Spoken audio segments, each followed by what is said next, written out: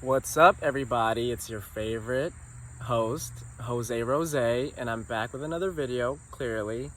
But I'm actually at one of my favorite spots growing up since I was a very small child. So this video will be talking about the era of when I was in elementary school through middle school. So to begin, at an early age, I had the energy you guys see now and the energy I have now. I had it since I was, since I was born, since I was little. So when I was very young, I didn't quite understand where the energy was coming from. I didn't understand how to channel it. I didn't really grasp the fact that it would be kind of abnormal or irregular and that this energy would get me in a lot of trouble. So it seemed like it didn't matter what I was doing, whether it was the right thing, the wrong thing, trying, not trying, I was always getting into trouble. Whether it was at school, my teachers would be yelling at me. I didn't know how to control myself. The energy just comes. Now I know it's ADHD, of course, but back then I didn't know that. And then at home, I was getting in trouble too. Nothing was good enough for my parents at an early age, but honestly, my dad actually ended up leaving us since when we were pretty young. So my mom pretty much raised my brother and I. And my mom is the type of person that she's very controlling. She's very possessive. You have to be exactly how she wants you to be at all times. It doesn't matter if you're doing something good, something bad. In her mind, it's never perfect. It's never good enough unless it's exactly what she wants. Fast forward to now a little bit, like I could tell it's mental illness, coming from another country. A lot of people don't even believe in things like, well, mental illness in general, mental health, taking care of yourself, but to go a little bit specifically, they don't believe in things like depression, anxiety, ADHD. There's so many things, like I could go on and on, bipolar disorder, to name an illness, schizophrenia, like there's so many things. So I kept getting in trouble for having all of this energy. I think I already said it, but now I know it's because of ADHD. But as a kid, I didn't understand that. I'm actually very confident in saying that the grown-ups around me didn't understand that. All they knew was that I wasn't like every other kid. I kept talking, I wouldn't listen, I wanted to do what I wanted to do. And as a kid, especially not being able to control it, it's probably not the best thing or the best way to be. But I also want to give myself a little bit of props, because even as a small child, you could not talk to me however you wanted. You talk to me one way, I give it right back. Like I'm talking about, growing up, people would say I have the smartest mouth ever. I still do, but now I can control it and be sophisticated, professional. I don't have to curse you out with curse words. I can intellectually get you and put you in a spot where you need to be if you get out of line. And like if you're being rude or disrespectful to me or to someone else, and I'm thankful for that. Now I can control it. When I was a kid,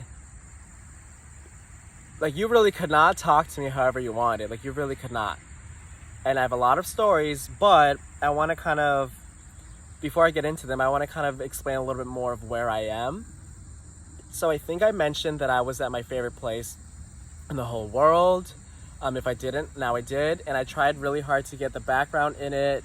The trees, you can't really tell, but all this is a lake. Okay, clouds, you saw that? Oh, okay. There's a lake, and this is called a small lake. And then trees, of course, it kind of goes like in a mile. You can just walk it, and then there's woods all behind it and around it. There's another bigger lake that way. Maybe I'll do a video there. But the reason why I wanted to shoot a video here was because growing up, and still to this day, this place has been and will always be so fundamental in my life journey. Early on, I didn't quite understand why I loved it or why I gravitated towards it. All I knew was that as soon as whoever showed me this, I don't even know if I found it or what, but as soon as I arrived here, I would always love to be here. as a kid, it was more to like play around, to fuck around, to run around. Like there's no one here telling you what to do. I would early on start to bring my friends here. We would always come here. We'd go on walks and stuff. But now that you've known why, I'll come back to why now I know and understand fully why this place means so much to me. Okay. So to kind of go through a little bit of context, I want to talk about when I was in elementary school and how I kept getting in trouble. It didn't seem like I understood why I was getting in trouble. It just seemed like in my eyes, like I can go back and think about how I felt then. In my eyes, it just felt like nothing was good enough from nobody, I would get in trouble at school. I would get in trouble at home. But I think I'm pretty sure I already talked about that. So I had all this energy, right? I can actually recall there was a time in second grade, it's not me and it's not a video without a story time, that one of my favorite teachers, in the end, she became a good teacher that I enjoyed once we understood each other, but early on, I did not like her at first. Miss M. For the video, we'll call her Miss M. So it's not really only on her because, again, all this energy kept getting me into trouble. I could talk back a lot. Like, I wanted to do what I wanted to do when I wanted to do it, even as a kid, which is not always the best thing to do. I remember this one time we were going over, like, a quiz or something. I don't know if we were about to take it or if we just took it and we were going over answers. I don't know. It was second grade.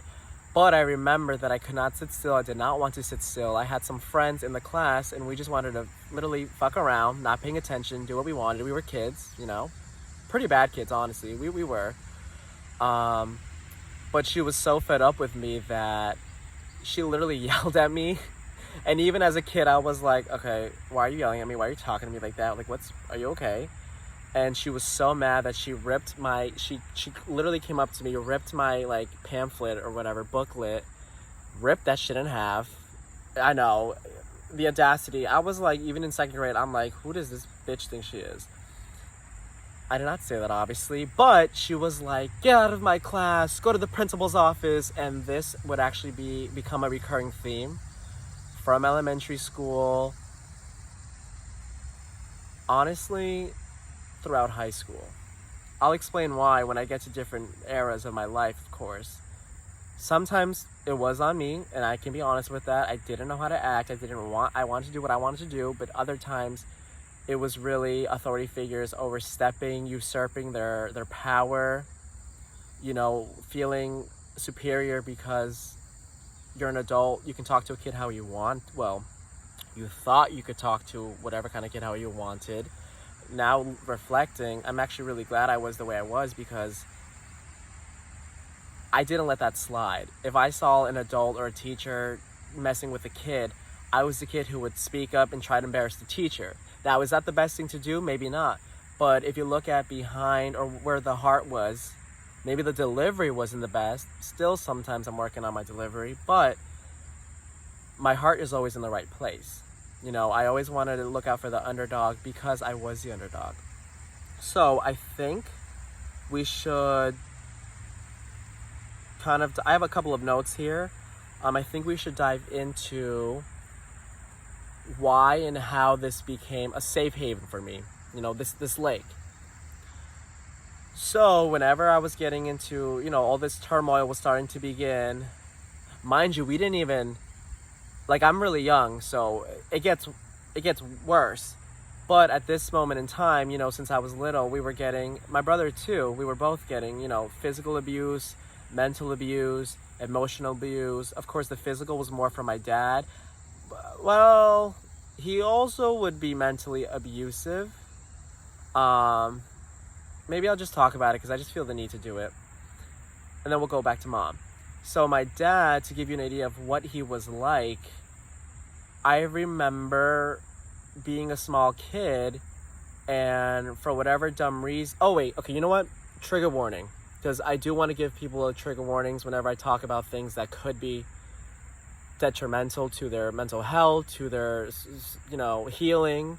A trigger warning is very needed and important in my opinion because, God forbid, like I don't want to trigger anybody. So this will get a little deep, a little intense. So I'm just going to go with a lot of stories and experiences to begin with because I feel like it's important. If this video becomes too long, I'll just make a part 2. But I remember, if I'm looking up here, it's because I'm just thinking, because I'm a visual person. It helps me.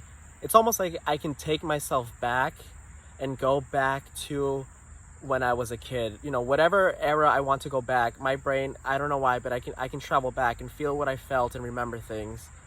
It might be because of trauma, the anxiety, but let's just talk about it.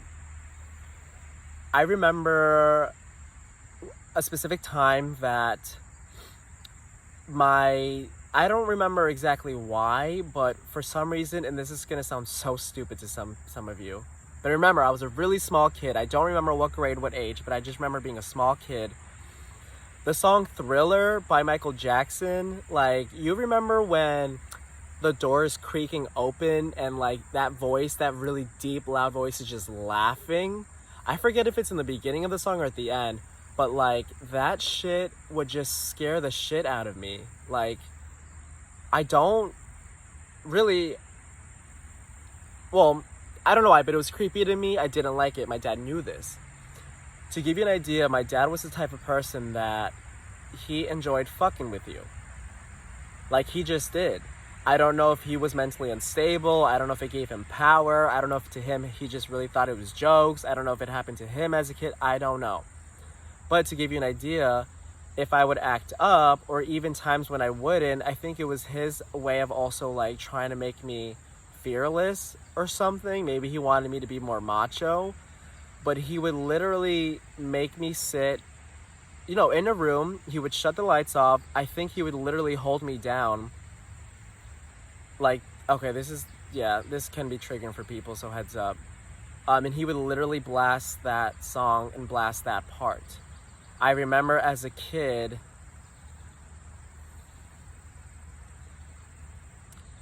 if emotions come up, I'm going to do my best to be able to just show it because, like I mentioned in my last video, I'm not the most emotional kind of person, but if I'm recalling things, I want it to be raw and real.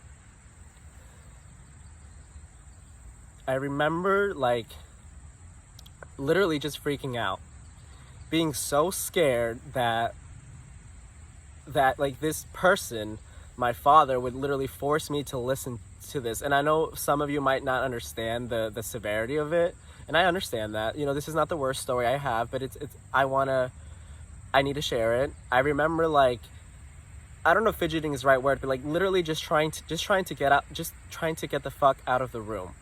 Like, I'm crying, I'm like literally trying to leave. My dad is holding me down, forcing me to listen to this. I don't know how many times he did that. I don't know. I just remember that. Another story. This one is a little bit more fucked up, but I really don't remember if it would be if I was acting up, or again, like I just said, if it was his way of making me more macho. But I remember that for some reason, where we were living, I don't know what age I was, but we were living in this house. Like, I think we were renting like a floor or something, or I don't know. I don't know. But we were at this house and it had a basement, a cellar, whatever. I was terrified of this place. So my dad was the type who loved scary movies. He would force us to watch scary movies. For some reason, the cellar, the basement always made me think of Freddy Krueger. The horror slasher villain guy, demon, nightmare demon, whatever. I would be really, really afraid of him, and I hated going in that basement.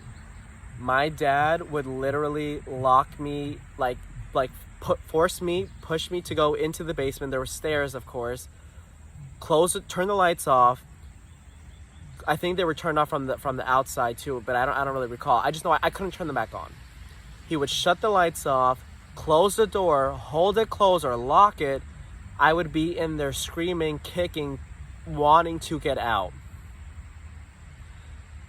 Some of these stories I haven't even told my best friends because, one, things don't really arise unless you really think about them. And two, a lot of this I have healed from and I don't think about. And, you know, sometimes I don't want to be a burden to those that I love and that love me. It's actually something that I've been learning the last couple of years, asking for help. You know, I went from this place of feeling like I was always a burden. And we'll come back to that, though. But he would literally force me to be in that basement. I would be fucking terrified. Terrified. A little-ass kid. This was not anywhere near middle school. I don't even know. It was probably early before elementary school or early elementary school. I don't know, but I was a kid. And I actually remember sometimes my brother would be with him. Obviously, he was a kid too. I don't know if it was like a thing that it was fun for him too. I don't know if it was a traumatizing thing for him too. I'm assuming it would have been. But that was another situation to give you an idea. And I don't want it to be too many stories, but I just need you to know what kind of man I'm talking about. This other time, I remember being in like the bedroom and I would be like on top of the bed. And it was like a weird thing. Like honestly, thinking about it now, it kind of makes me uncomfortable and it's just weird. But like there was like this game to my dad, or like this thing where like he would have a belt and he would like pretend to hit me, and then I would get scared or like freaked out and like literally crawl to the other end of the bed to avoid the belt. And then like he would just do that. Like again, he's a twisted, dark ass man. I don't know what that was about, but I do know that there was this time that I crawled back to get away, and there was like a screw loose in the windowsill or somewhere on the window. So when I went back, that screw or whatever it was poked like somewhere at the top of my head. And then like all I remember, like I remember that, and then the next thing, all I remember after that is he put me on like the sink, like placed me on top of the sink, right? Like he literally was like that. He was freaking out because all I remember seeing was like there was just blood, like literally just blood dripping everywhere, like all over. Like it was traumatizing as fuck. And thinking about it now, it's almost like I can recall that exact moment. I don't know what really happened before, what happened after, but all I remember was he was trying to stop the bleeding. He probably grabbed paper towels or toilet paper and tried to stop it. Like literally the blood is just... I was a small ass kid. Again, so I wanted to say these stories to show you that what kind of emotionally, mentally kind of manipulative, triggering person he was, but most of his abuse was physical. I mentioned he would use the belt on us all the time. My dad struggled with anger issues. Reflecting, looking back on it now, he would release that on us, his children. I don't super recall, but I'm sure he would do that to my mom too. My brother, when we have had talks in the past, he actually would mention that he would kind of recall a little bit of the abuse because he was a little bit older. To be honest, I don't remember the abuse he would do to my mom until like the later things that I can talk about, but we'll get there. Anyways, my brother and I are growing up seeing this as our role model. Okay, my dad clearly struggled, no, he probably still does, struggles with the aggression. He has a disgusting temperament. He has a disgusting twisted ass mind to this day. I actually cut him off years ago, and we'll get to that point because I don't play. I got to a point where I do not play. So that's dad. Fast forward, or we'll talk about mom now. And I want to be honest and upfront. I remember, like, I think the time, I don't know how old my mom was, but I think when she had my brother and I, she was 19 and 21. Like, I think she had me when she was 21, and I think my brother when she was 19. Now, what age did they link up? I don't know, but it's very important to state that they're about 10 to 15 years difference. So just to show you that there probably and most likely was grooming involved. And for anyone who doesn't know what grooming is, it's a psychological term, an abusive term, where someone who's older, who kind of, I don't want to say mature, because that's definitely not true, but someone who's older and like can easily manipulate someone who's younger, more fragile. We see it like pedophiles do it to kids, you know, old ass men do it to young boys, to young girls. Like, that's grooming, you know, showing you kind of a little bit of affection to be able to control you, to be able to keep you attached to them. So my mom isn't necessarily the villain, and when I talk about the stories that I do, I wanted to make it completely transparent that yes, I do strongly feel that a lot of it was her. It should have been her decision. She should have wanted to be better, to strive to have been better, to have known better, the same way that I have and I do, the same way that other people do. I know it's not always easy, especially if you come from another country. If you grow up knowing another language, I get it. I get that. That's not an excuse in my book, but I can understand. My dad was fucking with her the same way, if not worse, than he was with us. My dad was very controlling, very possessive. I remember that very, very well. So, again, and I'm sure, so in the field of psychology, because I don't know if I mentioned this, but I did graduate TCNJ, and my major was in psych, with the aim of me wanting to be a therapist eventually in life, to be able to heal people. This is my era, like, this is my world. I love all of this. At first, it was very uncomfortable. It can be very uncomfortable talking about these things, but to be able to heal, you need to. There's no way you can heal. You can't brush things under the rug. You can't just say it's going to go away and then you're going to be this amazing person and you're like, no. If you do not heal, things are going to come back. History repeats itself. Everything is a pattern, whether you want to believe that or not, or we'll say that's a realization I came to terms with. Everything repeats itself. You see kids who don't heal themselves, when they become parents, they tend to put the same stuff on their kids. Whether they want to be different or not, it tends to happen. It's out of your control. Typically, I'll say. So my mom, was getting fucked up by my dad too. Who knows? Physically, mentally, emotionally, to put it out there. Fast forward to him leaving us and me being in middle school. This was a time where my mom was really starting to be a lot. So something I want to mention is I came out at 13 years old, which is literally the summer after middle school going into high school. But the reason I bring this up was because I'm sure growing up, I wasn't the most or that much of a macho man. Like, I just know. I probably didn't like things that let me not say that, because everyone out there is normal, whether you like the things that other people like or not, whether you're a boy who likes things that are more masculine, whether you're a girl that likes things that are more feminine, or vice versa. There is no boy, there is no girl, there is no gender. We created that just like time, but anyways, there's feminine and masculine. Boys aren't just masculine, girls aren't just feminine, and vice versa.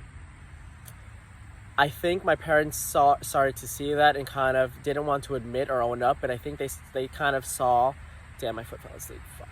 This always happens. I think they didn't want to own up to where that was going to lead, you know what I mean? But they wanted to control me. They didn't like the way I was behaving. I'm pretty sure I remember my dad would tell my mom to be more forceful with us, and with me in particular, to get me to be how they needed me to be.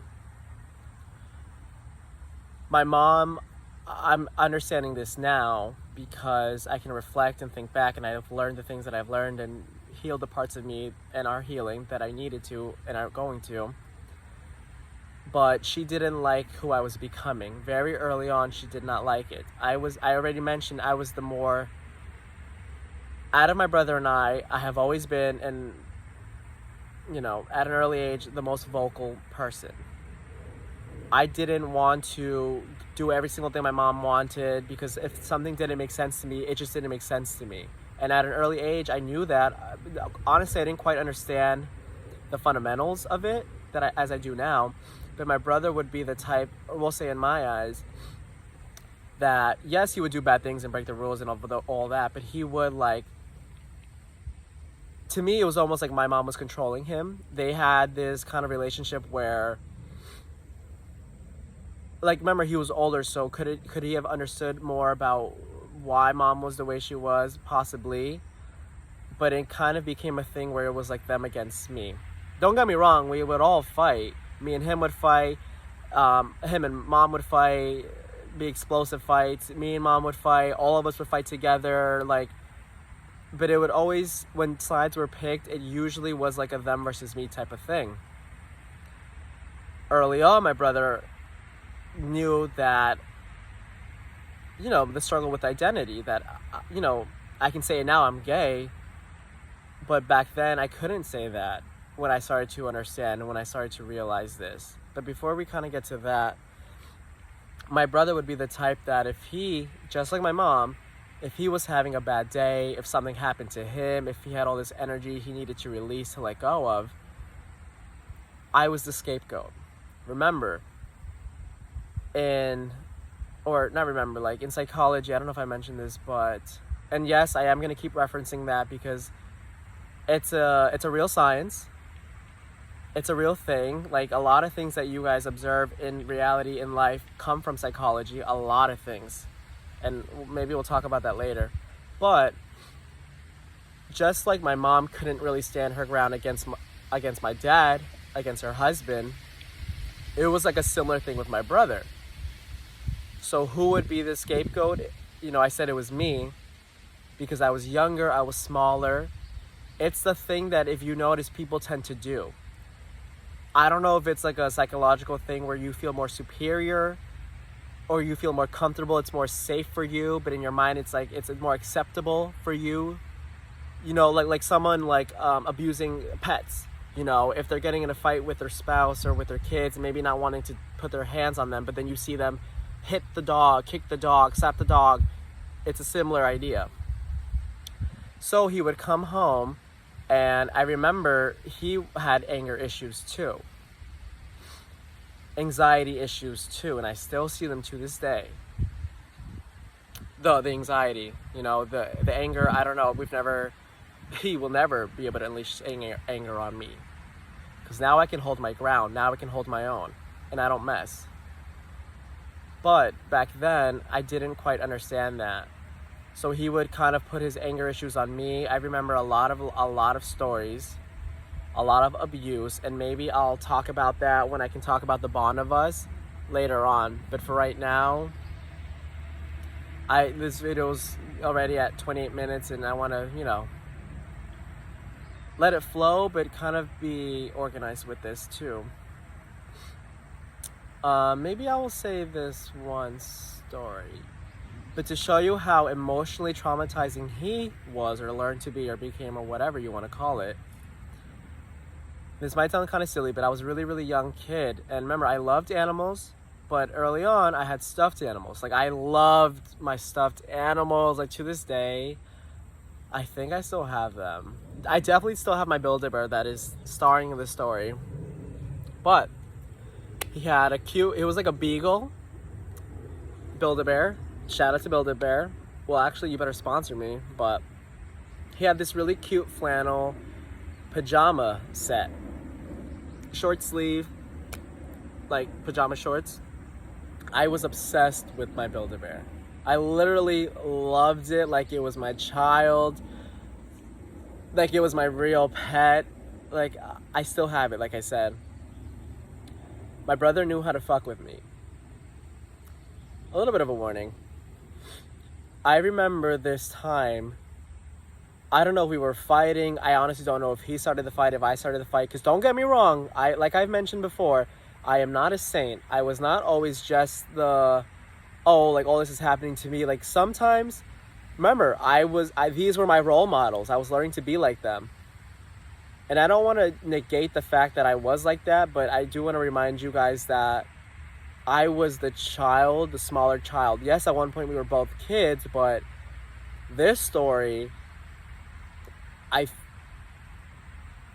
maybe it was late elementary or maybe early middle school. I don't know, but all I remember was he to fuck with me. He literally took my Build-A-Bear. I was like crying, like fighting to try to get it back. He literally lit the tail on fire. He went to the stove, lit it on fire, and watched me. I don't recall if he was laughing, if he was like, "This is what you get." All I know is that he knew how to fuck with me, and it was this feeling of like to just put it blankly, it was like the world was ending. Like, this was my most prized possession. Who does that to a kid? But it happened. I remember another time.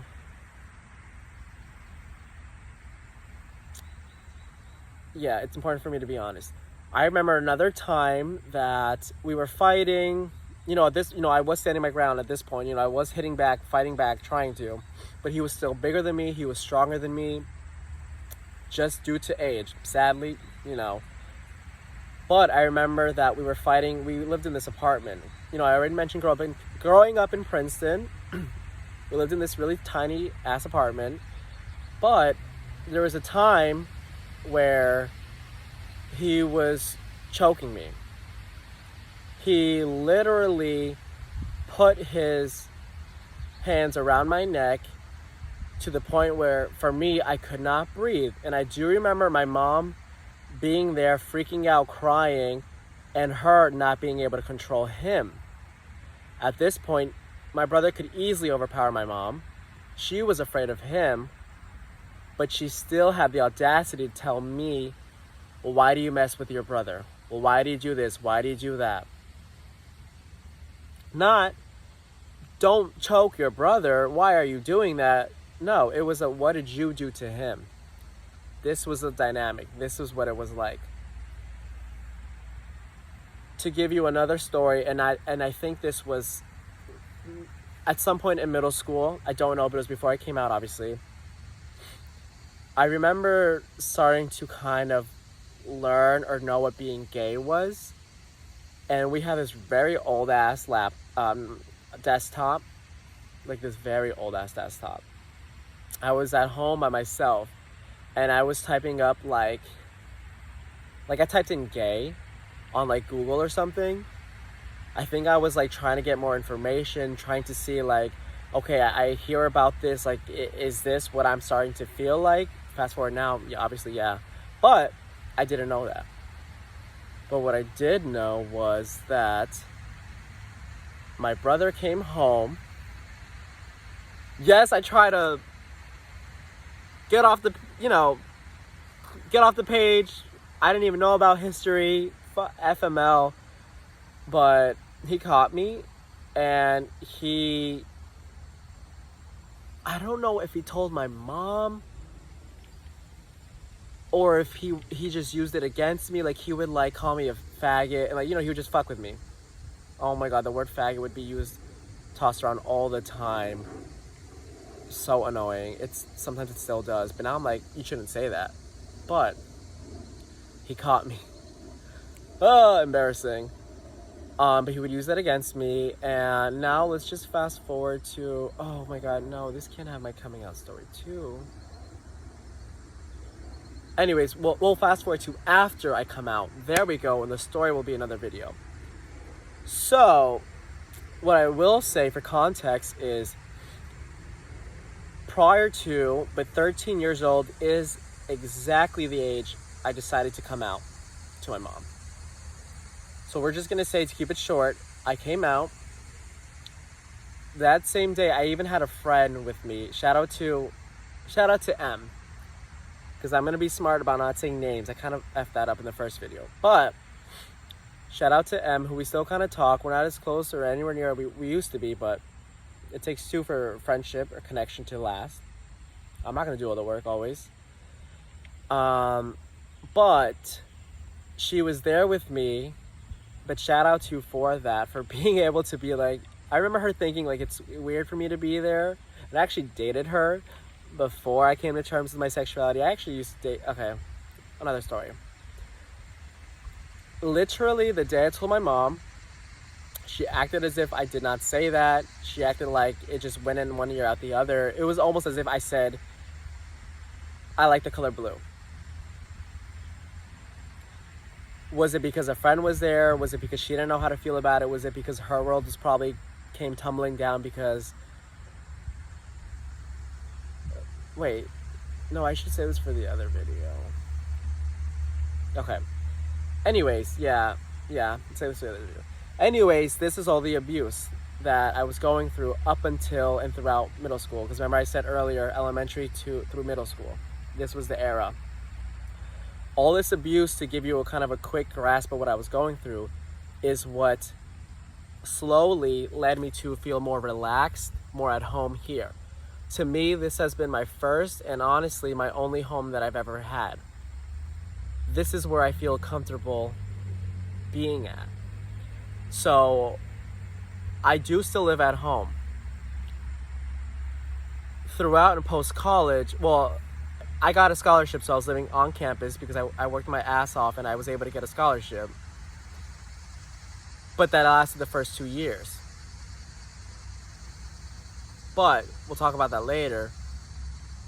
So the reason why I bring that up is because to tell you that like I am living at home now. So at home, I do not feel at home. I literally stay in my room unless I'm cooking my food or doing my dishes or doing my laundry. And yes, I've been doing laundry for myself since like middle school and definitely high school. I think I just didn't like the way my mom was doing it, and I was like, okay, I'm just gonna do it myself. Thank God. I'll be honest, dishes was not something I used to do, and I hated doing them. Off topic, but I want to own the things that I did and things I didn't do. Well, but all this abuse was what led me to feel like this was my safe haven. If I can do a quick time jump to now, if I really feel like I need to be grounded, if I really feel like I need help unpacking things, by myself, I come here alone, but this realm, it does so much for your soul. Not even just this spot specifically, like for me it does specifically, but that's why I love going on nature walks. That's why I love being in nature and I gravitate to it. Because it's not just, oh, let me go for a nice walk. No, it does a lot for your soul and a lot for your inner work.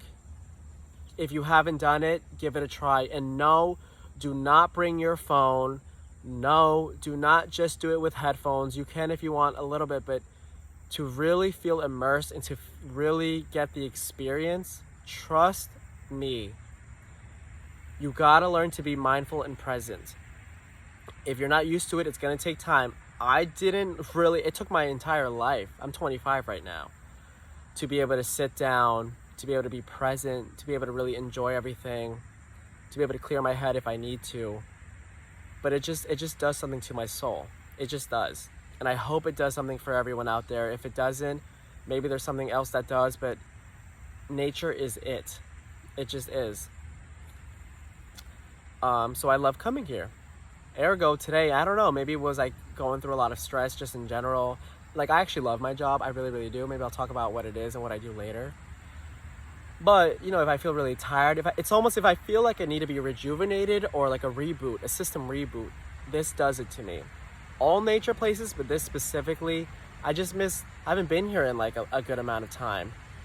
And it's gonna be winter in fall and winter in a couple of months, so I need to come here more to be able to enjoy it before everything starts, dying and changing. But I feel like this is a good place to kind of end the video? ? Because I don't want it to be too long. I think I like keeping them short. And 2, I touched on the abuse, which was really fundamental. And again, we can go through the relationship, the actual specifics of the relationship between my mom and I, and how that went. That can be a whole video in and of itself. But yeah, this place is beautiful. So my first legit pet that I love, I actually caught here. It was a turtle. Shout out to you, Squirty. No, you're not still living, because later on, a couple years after I caught him, I got another turtle from here. He ended up killing him, and I was furious. So I sold the killer, the bad turtle, to my neighbor for $10. Yes, I still remember that, because I was like, F this turtle. But even then, I couldn't just release it back into the wild because I felt bad. And my neighbor wanted it. And if I can make money for a killer, my bitch, I don't even remember your name. It should have been Killer, because that's what he was, or she. But it killed my turtle. And I got it from here, actually, over there, with my bare hands, because I was a badass bitch. Still am. I used to jump in this fucking lake. Ew, honestly, think about it now, it's actually really fucking disgusting. But I used to jump in this lake, like, try to catch turtles. Obviously, I'd release them. Squirty and the Killer were the only two that I ever took from here. Obviously, now I know better to take things from the wild. Well, my cats are rescued from the streets, but that's a different story. They needed homes, and we'll talk about that another time, when I can actually have them with me. But again, I'm rambling, so anything I want to touch on before? That was pretty much everything. So thank you guys so much for tuning in. Look forward to the other videos that I will be uploading, presenting. It's really important for me, for you guys to really, I want you guys to be able to sit with me and feel the things that I felt, to think about the things that I had to think about, to see the progression of who I was becoming, and to see who I am now. So I think this is a great place to end it. Thank you guys so much for tuning in. I love you guys so much. Should we do this saying that I kind of like? Yeah, fuck it. I love you. I see you. I appreciate you. And until the next one, it's been real. Jose Rose.